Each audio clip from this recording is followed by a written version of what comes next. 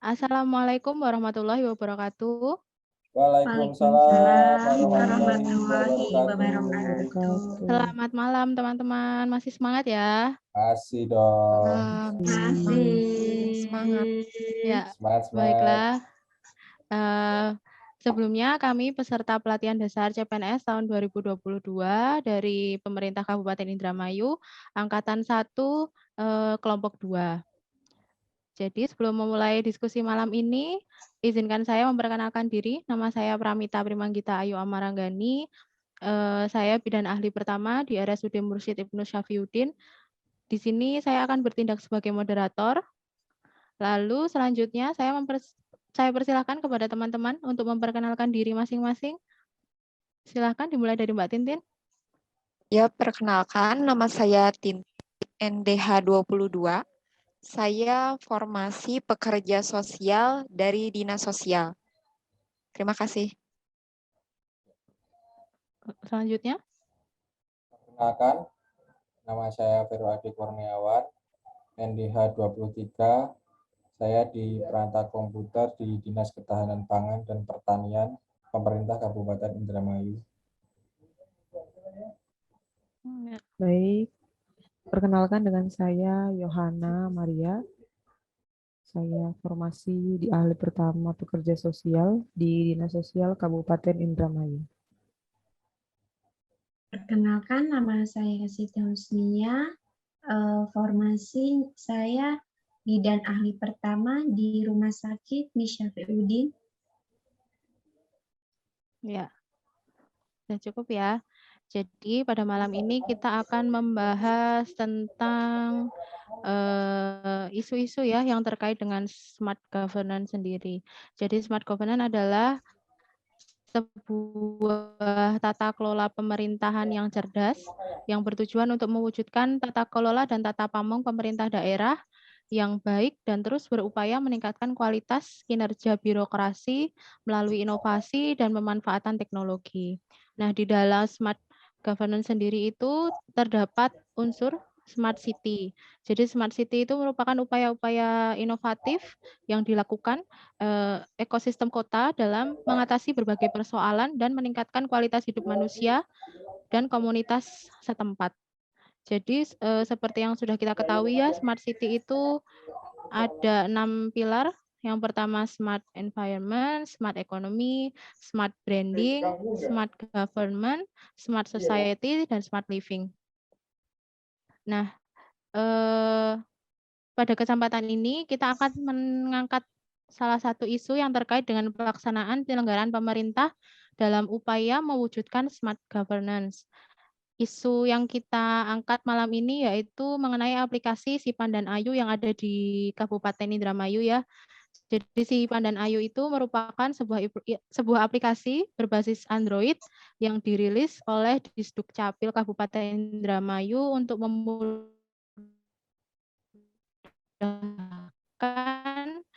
itu yang tidak memiliki waktu maupun terhalang jarak bisa dimudahkan dengan aplikasi ini.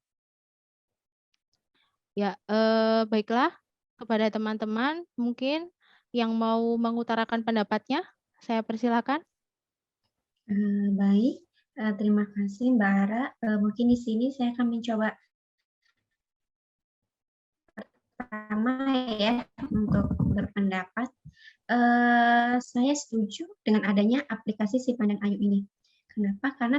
Karena ini berarti kita sama saja dengan mengimplementasikan dari smart city ini, yang artinya juga berarti kita di sini mendukung salah satu program pemerintah. Yang kedua, diharapkan dengan penggunaan aplikasi Sipan dan Ayu ini segala sesuatunya lebih mudah, kemudian untuk aksesnya bisa dilakukan kapanpun dan dimanapun. Kemudian juga kita bisa lebih hemat waktu karena misalnya untuk mengeprint filenya itu bisa dilakukan kapanpun saat kita senggang. Mungkin itu saja Mbak Ara yang bisa saya sampaikan. Ya, berarti mendukung ya Mbak ya untuk aplikasi ini ya. Iya, saya sangat mendukung Mbak. Oke, selanjutnya. Ya, kalau untuk saya sangat sependapat dengan pernyataan dari Mbak Siti. Dan saya juga berharap kedepannya banyak pelayanan online yang seperti itu bukan hanya di Dukcapil saja, tapi bisa ke segala sektor pemerintahan agar masyarakat yang jangkauannya jauh dari pusat kota dapat mudah untuk mendapatkan pelayanan tanpa harus datang. Oke. Pendapat selanjutnya, teman-teman? Ya, saya ingin Ya. izin menambahkan. Saya juga setuju dengan pendapat kedua rekan lainnya. Saya mendukung adanya aplikasi Sipan dan Ayu yang bisa mempermudah masyarakat dalam mengurus administrasi kependudukan.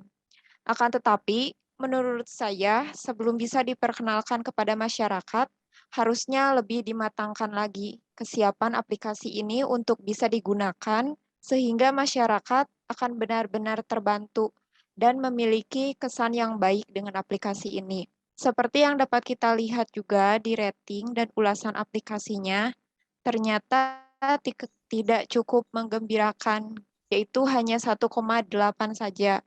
Artinya tingkat kepuasan pengguna tidaklah cukup memuaskan.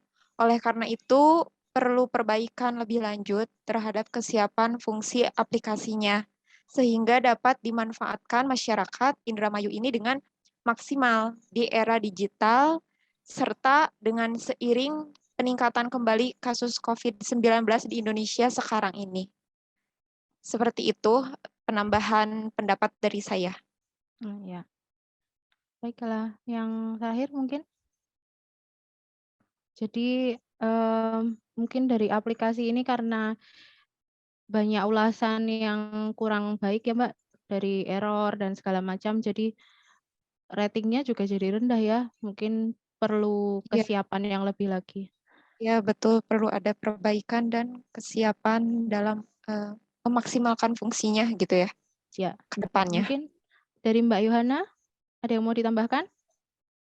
Mungkin pendapat saya terkait aplikasi ini masih banyak kekurangannya, terutama kepada masyarakat atau warga yang pengguna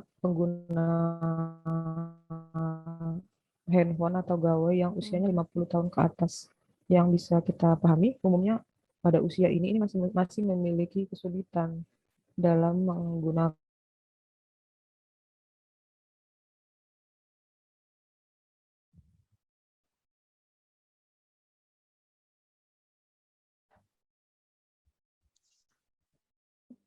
Mbak Yohana sepertinya ada gangguan jaringan ya?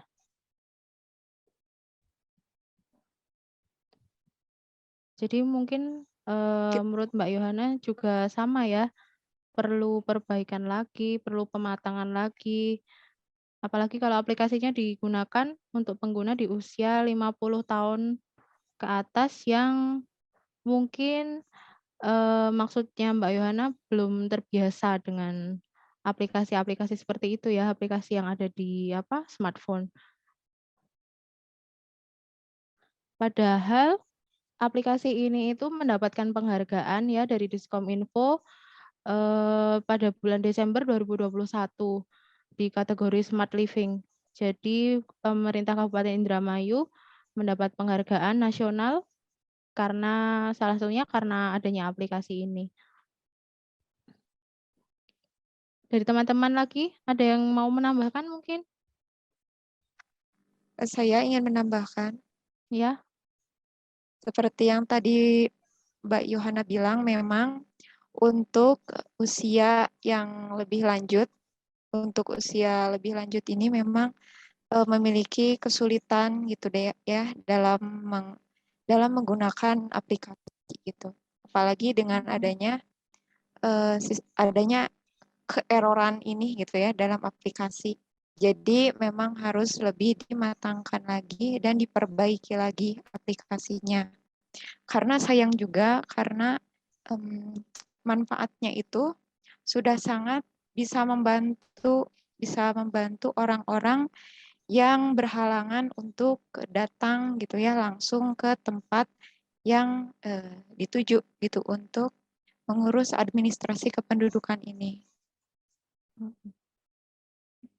Iya ya, mengingat juga Indramayu juga luas, termasuk luas juga ya wilayahnya. Dan aplikasi ini sebenarnya kalau masih terus dilanjutkan dan mendapatkan perawatan yang baik juga pasti akan sangat bermanfaat banyak bagi warganya. Halo Mbak Yohana, sudah tersambung lagi ya? Iya, jaringannya tadi. Betul. Iya. Ada tambahan lagi Mbak Yohana? Kita udah bahas sih untuk sebaiknya bagaimana sih untuk kelanjutan aplikasi ini? Karena kan aplikasi ini sebenarnya bermanfaat sekali ya bagi warga Indramayu. Tapi untuk sekarang jadi banyak error mungkin. Jadi ratingnya rendah di aplikasi Play Store-nya. Dari teman-teman ada yang mau nambahin? Mungkin dari segi tim pengembang lebih mungkin bisa berkolaborasi atau bisa mengambil masukan-masukan dari masyarakat agar aplikasi itu bisa sesuai sama yang dibutuhkan masyarakat itu. Jadi tujuan pelayanan dari Dinas Disdukcapil dapat terlaksana dengan baik. Ini juga dari dari manajemen ASN juga berarti sudah melakukan inovasi ya. Tinggal nanti pematangannya aja untuk aplikasinya sebenarnya. Untuk lebih baik lagi, terus dari ulasan-ulasan yang ada itu di Play Store juga bisa dijadikan untuk bahan perbaikan ya. Gitu. Baik, teman-teman, mungkin kalau sudah dicukupkan, bisa saya simpulkan ya, berdasarkan hasil diskusi pada malam hari ini, kita semua sebenarnya sepakat bahwa aplikasi ini sebenarnya sangat membantu buat masyarakat Indramayu ya. Jadi kita juga sangat mendukung dengan adanya aplikasi ini. Tapi dengan catatan juga bahwa walaupun semuanya masyarakat itu mendukung, kalau dari tim pengembangnya itu juga kurang serius dan maintenance aplikasinya juga kurang, dan nanti efeknya juga manfaatnya untuk masyarakat juga akan menjadi kurang. Begitu ya teman-teman? Iya. Iya. Ya. Ya, setuju. Oke, baik. Mungkin cukup sekian ya diskusi untuk malam ini. Baik, terima kasih Iya. teman-teman semua. Baik, Iya. Mbak. Selamat Terima istirahat buat teman-teman kasih semua. atas Tetap semangat distance fasilitas learning-nya. untuk diskusinya. Iya, sudah mau masuk agenda 4 ya. Ya. Pokoknya tetap semangat. Ya, Mbak. Sama-sama. Semangat juga. Semangat. Ya, saya cukupkan ya. Assalamualaikum warahmatullahi wabarakatuh. Iya, Mbak. Terima Waalaikumsalam kasih. warahmatullahi Waalaikumsalam warahmatullahi wabarakatuh.